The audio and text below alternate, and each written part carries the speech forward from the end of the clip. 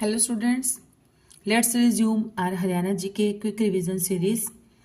So today's first question is Delhi की किस दिशा में हरियाणा राज्य आच्छादित नहीं है? पूर्व दिशा में। देश की राजधानी दिल्ली उत्तर, दक्षिण तथा पश्चिम में हरियाणा और पूर्व में उत्तर प्रदेश से घिरी हुई है। इसकी सीमा से लगे हरियाणा के विभिन्न जिले झज्जर, सोनीपत, गुरुग्राम और फरीदाबाद हैं। नेक्स्ट इज आधार कार्ड का प्रबंधन करने वाले unique identification authority of India UIDAI unique identification authority of India का डेटा सेंटर हरियाणा के किस शहर में स्थित है? तो यह है मानेसर में। आधार कार्ड का प्रबंधन करने वाले unique identification authority of India का डेटा सेंटर हरियाणा के मानेसर शहर में स्थित है। महिला पुलिस समय सेवक पहल को आरंभ करने वाला हरियाणा राज्य डैश राज्य बना। कौन से नंबर का बना? तो यह बना पहला राज्य है। हरियाणा अपने 2 जिलों में केंद्र की महिला पुलिस वॉलंटियर योजना शुरू करने वाला पहला राज्य बन गया है और इस कार्यक्रम के तहत 1000 महिलाओं को शामिल किया गया है। करनाल और महेंद्रगढ़ 2 जिले हैं जहां इस पहल को अपनाया गया है। नेक्स्ट क्वेश्चन इज चंडीगढ़ का जो हरियाणा का जाकिर हुसैन रोज गार्डन है वो किस वर्ष बनाया गया था? तो यह बनाया गया था 1967 में बनाया गया था। 1966 में हमारा जो हरियाणा है ये एक नया राज्य बन गया था और चंडीगढ़ भी उसी 1966 में ही बना था, 1 नवंबर 1966 को। तो उसी के ही अगले साल जो है ये रोज गार्डन का निर्माण यहाँ पर किया गया था। इसका पूरा नाम है जाकिर हुसैन रोज गार्डन। इसमें सब तरफ गुलाब की बहुत सारी वैरायटीज के पौधे लगे हुए हैं, अलग अलग कलर्स के पौधे लगे हुए हैं। और फरवरी मार्च में वहां पर एक बहुत ही सुंदर मेला लगता है जहां पर अलग अलग प्रकार के, अलग अलग रंगों के, अलग अलग वैरायटीज के जो रोज होते हैं और फ्लावर्स होते हैं उनका वहां पर डिस्प्ले किया जाता है, डेकोरेशन की जाती है। बहुत सुंदर होता है ये। और 50,000 से भी ज्यादा यहाँ पर फूल जो है वो लगे हुए हैं, गुलाब के पौधे लगे हुए हैं 50,000 से भी ज्यादा। रोज गार्डन की स्थापना वर्ष 1967 में चंडीगढ़ के पहले प्रशासक MS रंधावा की प्लानिंग के अनुसार की गई थी। इस पार्क में गुलाब के फूलों के अलावा देश विदेश के औषधीय पौधे भी लगाए गए हैं। इस गार्डन का नाम जो है वो भारत के राष्ट्रपति डॉक्टर जाकिर हुसैन के नाम से जाना जाता है। नेक्स्ट इज हरियाणा का निम्न कौन सा प्रथम खुला शौच मुक्त ग्राम बन गया है? उसका नामकरण जो है वो क्या कर दिया गया है? ट्रंप गांव रख दिया गया है। तो उस गांव का नाम है मरोरा। हरियाणा का मरोरा गांव प्रथम खुला शौचालय मुक्त गांव बन गया है जिसका नामकरण ट्रंप गांव कर दिया गया है। हरियाणा के किस जिले में की स्टोन नॉलेज पार्क का उद्घाटन किया गया? तो यह किया गया था गुरुग्राम में। गुरुग्राम के सोहना उपमंडल के गांव निमोठ में मैयड़ ग्रुप द्वारा की स्टोन नॉलेज पार्क के नाम से स्पेशल इकोनॉमिक जोन विकसित किया गया है। नेक्स्ट इज करनाल के पास किस जगह योद्धा दुर्योधन ने समय को पराशर ताल में तब तक छिपाकर रखा जब तक कृष्ण के उपहास ने उसे लड़ाई के लिए बाहर निकाला, लड़ाई के लिए मजबूर न कर दिया। मतलब तब तक वो छुपे ही रहे पानी के अंदर, तालाब के पानी में छुपे रहे। और जब कृष्ण जी बार बार व्यंग्य पे व्यंग्य कर रहे थे और उन्हें कुछ ऐसे शब्दों का कटाक्ष प्रहार किया उन पर जिससे कि वो सुनकर एकदम से मजबूर हो गए और पानी से बाहर निकल कर आकर लड़ाई हो गई उन सबकी। तो ये कौन सी जगह पर है? यह है बहलोलपुर। करनाल जिले के गांव बहलोलपुर के परिसर में एक पराशर सरोवर था जिसमें योद्धा दुर्योधन महाभारत के युद्ध के बाद छिप गया था और अब वह भाग जो है वो इस क्षेत्र का मुख्य तीर्थों में से एक तीर्थ बन चुका है। इसकी जो है ऐतिहासिक मान्यता बहुत बढ़ गई है। राज्य के सरकारी कार्यालयों में आधार सक्षम बायोमेट्रिक उपस्थिति प्रणाली AEBAS का इस्तेमाल करने वाला देश का पहला राज्य कौन सा है? तो यह है हरियाणा। सरकारी मतलब जो गवर्नमेंट ऑफिसेज हैं और वहां पर क्या है कि अब बायोमेट्रिक जो है वो अटेंडेंस लगती है। पहले कुछ टाइम जब ये कोविड के टाइम तो ये सब बंद हो गया था, लेकिन अभी फिर से ये स्टार्ट हो रहा है। तो ये कौन सा राज्य है? हरियाणा है, जो इस दिशा में जिसने पहला कदम उठाया है, हरियाणा ने। नेक्स्ट इज खुले में शौच से आजादी, खुले में मल त्याग से स्वतंत्र सप्ताह हरियाणा में कब मनाया गया? तो यह मनाया गया 9 अगस्त से 15 अगस्त 2017 में। स्वच्छ भारत मिशन के तहत जिले के सभी गांवों को खुले में शौच जाने से मुक्त बनाने के लिए अभियान चलाया गया। गांवों को स्वच्छ रखने के लिए जिला प्रशासन की ओर से खुले में शौच से आजादी सप्ताह नाम से कार्यक्रम का आयोजन किया गया था। इस कार्यक्रम का आयोजन 9 अगस्त से 15 अगस्त 2017 तक चलाया गया। नेक्स्ट इज हरियाणा की पहली सशस्त्र बल तैयारी संस्था डैश में स्थापित की जाएगी, तो यह की जाएगी सोनीपत में। हरियाणा के तत्कालीन मुख्यमंत्री मनोहर लाल खट्टर ने हरियाणा की पहली सशस्त्र बल तैयारी संस्था के स्थापना की मंजूरी प्रदान कर दी। इस संस्था की स्थापना सोनीपत के खेड़ा गांव में की जाएगी। प्रस्तावित संस्थान का नाम जो है वो बंदा बहादुर के नाम पर रखा जाएगा। नेक्स्ट इज निम्नलिखित सभी हरियाणा वन विकास निगम के मुख्य लक्ष्य हैं सिवाय, मतलब किसको छोड़कर जो है 3 जो है वो सही है, एक जो है इनमें से गलत है जो कि इसका लक्ष्य नहीं है। HFDS Haryana forest department development corporation. ग्रामीण क्षेत्रों में रोजगार अवसर उपलब्ध कराना, तो ये बिल्कुल सही है क्योंकि ज्यादा से ज्यादा पेड़ पौधे लगाए जाएंगे, वनों का विकास किया जाएगा, तो ऑब्वियस बात है कि जो गांव की लेबर क्लास होती है, गांव के जो लोग होते हैं जो मजदूरी करना पसंद करते हैं, तो उनको ज्यादा से ज्यादा रोजगार का अवसर मिल जाएंगे। अगला है लकड़ी और काष्ठ ईंधन की कीमत खुले बाजार में सुस्थिर करना, ये भी ठीक है। और जनसंख्या नियंत्रण के विषय में ग्रामीणों को शिक्षित करना, ये भी ठीक है क्योंकि अगर जनसंख्या की जो ज्यादा से ज्यादा इंक्रीज नहीं होगी, जनसंख्या की अगर वृद्धि पर रोक लग जाएगी, तो उनको इस हिसाब से समझाया जाएगा कि वनों का विकास भी जरूरी है क्योंकि एक पर्सन के लिए सांस लेने के लिए ऑक्सीजन लेना भी जरूरी है। तो उस हिसाब से उनको ये डायरेक्टली उनको ये भी शिक्षा दे दी जाएगी कि जनसंख्या नियंत्रण के बारे में। तो क्या इसका लक्ष्य नहीं है? वो है कृषकों को संबंधित तकनीकी का हस्तांतरण करना, तो ये जो है ये इस निगम का लक्ष्य नहीं है। यह एक पूर्ण स्वामित्व वाली सरकारी कंपनी है जिसका मुख्य उद्देश्य है किसानों को उनके खड़े पेड़ों, क्या होता है कि जब खेत में कुछ काम होता है या गांवों में कुछ काम होता है तो जो खड़े पेड़ हैं, जो बहुत बड़े बड़े पुराने पुराने पेड़ हैं, उनको उखाड़ा जाता है, तो उनको ना उखाड़ने दिया जाए और अन्य वन उपज के लिए उचित मूल्य दिलाने का आश्वासन देना था। साथ ही साथ कृषक समुदाय के कल्याण और वन आधारित उद्योगों के विकास को सुनिश्चित करना है। हरियाणा सरकार ने अपना पहला खाद्य बैंक आरंभ किया है, तो यह किया है गुड़गांव में। इसे अनाज एटीएम भी बोलते हैं, खाद्य बैंक भी बोला जाता है और कहीं कहीं पर लिखा आता है कि पहला अनाज एटीएम वो भी कहाँ पर है? गुड़गांव में ही है, इसी का ही नाम है वो। हरियाणा प्रदेश में नवंबर 2013 में उद्योग राज्य मंत्री श्री रणदीप सिंह सुरजेवाला द्वारा हरियाणा राज्य का पहला खाद्य बैंक लॉन्च किया गया। इसका उद्देश्य गुड़गांव के साथ साथ आसपास के क्षेत्रों में चल रहे विभिन्न आहार कार्यक्रमों को सहायता देना था। नेक्स्ट इज चीनी यात्री डैश द्वारा लिखी गई पुस्तक हरियाणा के थानेश्वर की महिमा और शक्ति पर चर्चा की गई थी, तो किसने लिखी थी? ये लिखी थी हवेन सांग ने।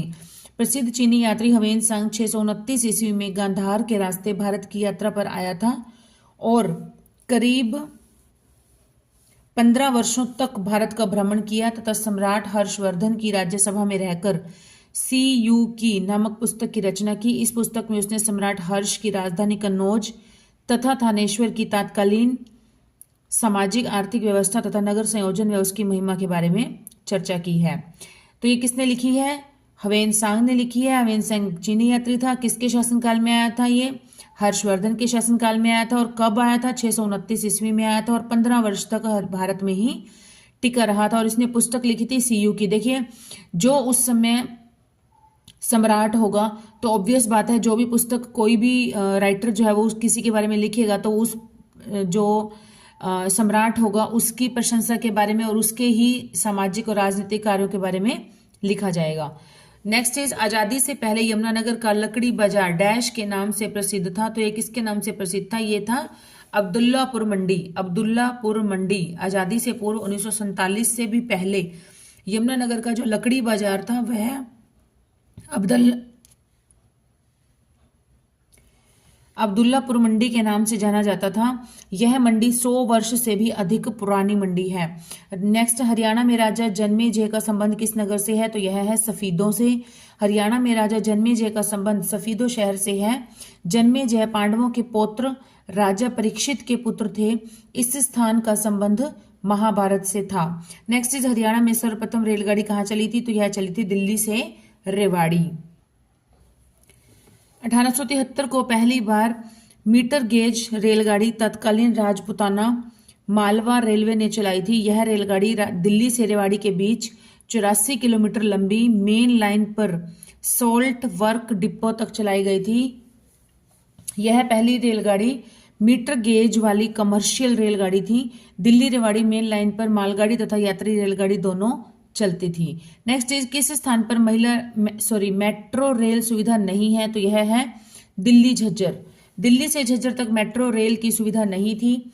वर्तमान में DMRC दिल्ली से झज्जर को जोड़ने के लिए नई मेट्रो लाइन योजना पर विचार कर रही है। Delhi metro rail corporation DMRC all India institute of medical sciences को जोड़ने के लिए नए मेट्रो रेल कॉरिडोर की योजना बना रही है, जिससे कि एम्स को जोड़ा जाए मेट्रो से। झज्जर कैंपस से दिल्ली वाया गुरुग्राम तक गुजरने वाली एक नई मेट्रो लाइन है। नया मार्ग जो द्वारका सेक्टर 21 मेट्रो स्टेशन से शुरू होगा और द्वारका एक्सप्रेस वे से होते हुए झज्जर के भाडसा तक जाएगा। नेक्स्ट इज, हरियाणा का ऐसा जिला जिसमें रेलवे लाइन नहीं है? तो वह है मेवात। हरियाणा के मेवात जिले में रेलवे लाइन नहीं है। हरियाणा में पहली ट्रेन 14 फरवरी स्टूडेंट्स याद रखना है, वैलेंटाइन डे के दिन 14 फरवरी 1873 में दिल्ली से रेवाड़ी आई थी। हरियाणा का सबसे बड़ा रेलवे जंक्शन रेवाड़ी जिले में ही है। सबसे बड़ा रेलवे जंक्शन जो है वो है रेवाड़ी जिले में। सबसे पुराना रेलवे जंक्शन है वो भी रेवाड़ी जिले में। और सबसे व्यस्त रेलवे जंक्शन अगर आता है तो वह है अंबाला में। सबसे बिजीएस्ट जो है वो है अंबाला में। नेक्स्ट इज, प्रदेश के किन जिलों में 2 विशेष पर्यावरण न्यायालयों की स्थापना की गई? तो यह की गई है फरीदाबाद एवं हिसार में। हरियाणा का सबसे विशाल चारों तरफ से पक्का स्कूल कहां पर स्थापित है? हरियाणा का सबसे विशाल चारों तरफ से पक्की ईंटों से बना हुआ सरोवर तो हमें पता है, ब्रह्म सरोवर। और ब्रह्म सरोवर कहां पर है? ब्रह्म सरोवर कहां पर है? कुरुक्षेत्र में है। लेकिन चारों तरफ से पक्का स्कूल कहां पर स्थापित है? तो यह है कुंजपुरा में स्थापित है। हरियाणा का पहला सैनिक स्कूल करनाल जिले के कुंजपुरा में 1961 में खोला गया था। और हरियाणा में दूसरा सैनिक स्कूल जो है वो गोठड़ा टप्पाखोरी में वर्ष 2008-9 में खोला गया। Next is, Haryana Vikas party की स्थापना किसने की? तो यह की थी बंसीलाल जी ने, चौधरी बंसीलाल जी ने की थी हरियाणा विकास पार्टी की स्थापना। हरियाणा के पूर्व मुख्यमंत्री चौधरी बंसीलाल ने कांग्रेस से बाहर होकर किया था। बंसीलाल का जन्म हरियाणा के भिवानी जिले के गोलागढ़ गांव में हुआ था। एक पार्टी और थी, वो थी हरियाणा विशाल पार्टी या विशाल हरियाणा पार्टी। तो उसकी स्थापना की थी राव वीरेंद्र सिंह जी ने। राव वीरेंद्र सिंह जी ने की थी उसकी स्थापना हरियाणा विशाल पार्टी। और ये है हरियाणा विकास पार्टी, कंफ्यूज नहीं होना है। हरियाणा विकास पार्टी की थी बंसीलाल जी ने। और हरियाणा विशाल पार्टी उसका क्या था? राव वीरेंद्र सिंह जी ने। और राव वीरेंद्र सिंह जी कौन थे? वो थे हमारे हरियाणा के दूसरे मुख्यमंत्री थे वैसे सीरीज में देखा जाए।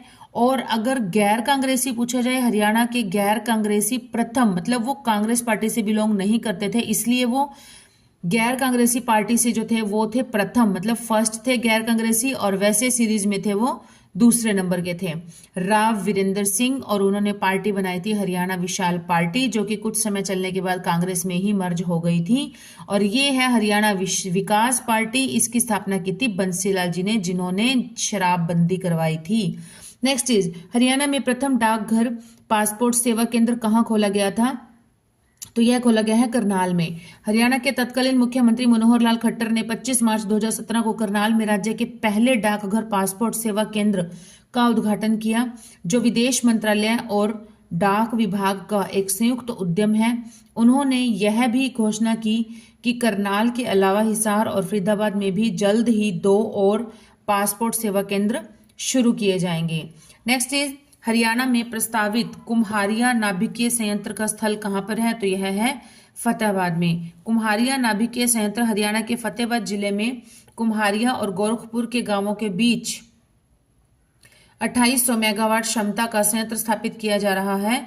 यह हरियाणा राज्य का पहला परमाणु संयंत्र है। नेक्स्ट इज हरियाणा के निम्नलिखित किस शहर में भारतीय प्रबंधन संस्थान स्थित है? भारतीय प्रबंधन संस्थान इसको बोलते हैं IIM, Indian institute of management, IIM। तो यह कहाँ पर है? हमें पता है रोहतक जिले में है।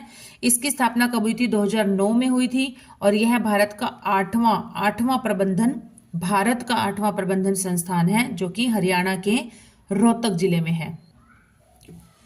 हरियाणा में अंबाला छावनी की स्थापना कब हुई थी? अंबाला कैंटोनमेंट या अंबाला कैंट कह देते हैं शॉर्ट में। तो इसकी स्थापना हुई थी 1843 में। हरियाणा राज्य के अंबाला छावनी की स्थापना 1843 ईस्वी में हुई थी, जबकि 1847 में इसे जिले का दर्जा दिया गया था। अंबाला को विज्ञान नगरी, साइंस सिटी भी कहा जाता है। इसको मिक्सी सिटी भी, यहाँ पर मिक्सी और मिक्सी के पार्ट्स वगैरह काफी अधिक संख्या में बनते हैं, तो यहाँ इसे मिक्सी सिटी भी कहा जाता है। भारतीय गिद्धों के प्रजनन और संरक्षण के लिए जटायु संरक्षण प्रजनन केंद्र या फिर गिद्ध संरक्षण प्रजनन केंद्र, एक ही बात है, की स्थापना किस स्थान पर की गई है? तो यह की गई है पिंजौर में।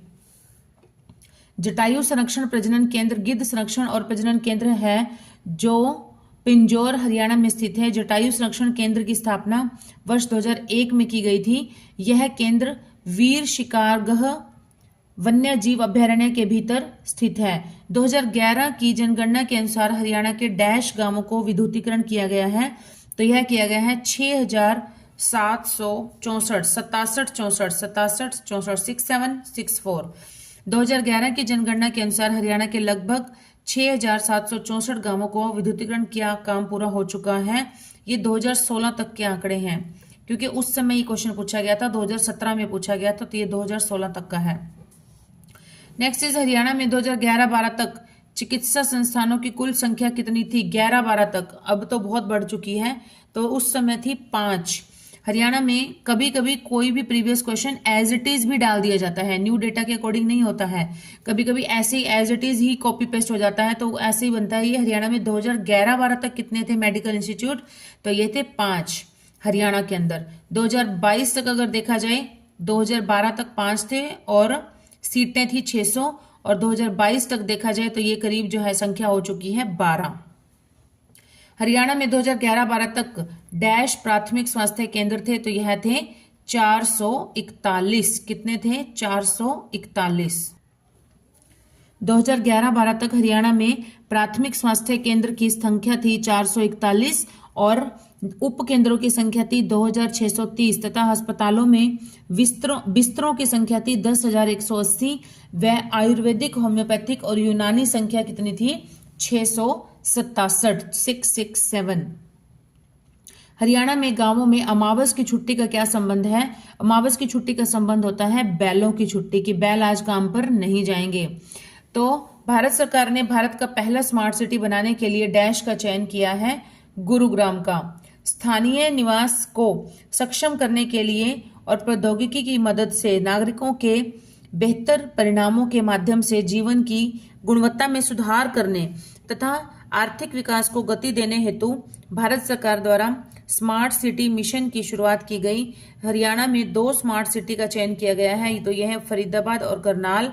लेकिन हरियाणा सरकार ने वर्ष 2015 में घोषणा की कि यह गुड़गांव को एक स्मार्ट शहर के रूप में विकसित करेगा। नेक्स्ट इज हरियाणा में राष्ट्रीय सुरक्षा guard, national security guard NSG के द्वारा आयोजित पहला अंतरराष्ट्रीय विमानन सुरक्षा संगोष्ठी 2017 के कौन से महीने में हुआ था?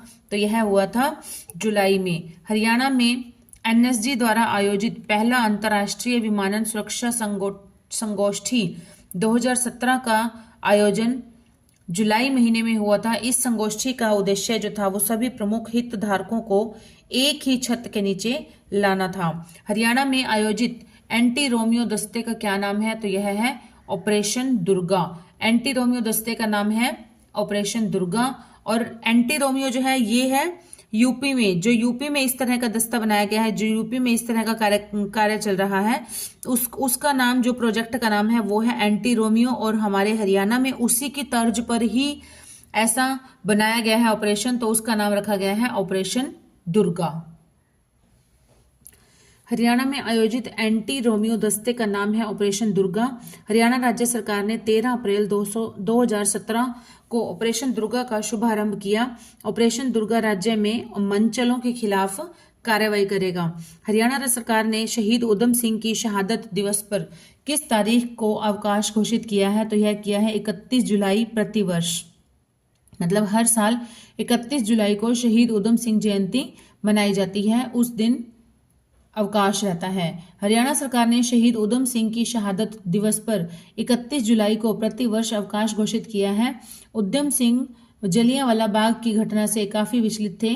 21 साल बाद 13 मार्च 1940 को इन्होंने माइकल ओ डायर की, मतलब 13 अप्रैल 1919 को हुआ था जलियांवाला हत्याकांड, तो उसके 21 साल हो गए थे। 21 साल के बाद 1940 को, 13 मार्च 1940 को उन्होंने, मतलब उसी बात का बदला इन्होंने लेना चाहा और माइकल ओ डायर की हत्या कर दी थी।